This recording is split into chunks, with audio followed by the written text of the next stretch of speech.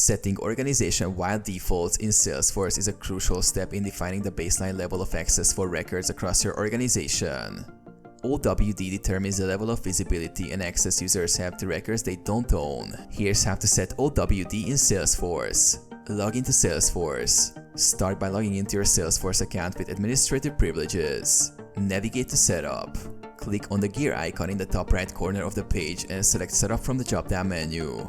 Find Sharing Settings. In the quick find box on the left, type Sharing Settings and click on the Sharing Settings link under Security Controls. Adjust OWD for objects. In the Sharing Settings page, you will see a list of objects. For each object, you can set the OWD by choosing one of the following access levels. Public read or write. All users can view and edit records. Public read only.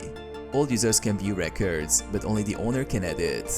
Private. Only record owners and those with higher permissions can access the records. Controlled by parent. Access is based on the parent record's OWD. Save changes. Once you've selected the appropriate default sharing settings for each object, click Save.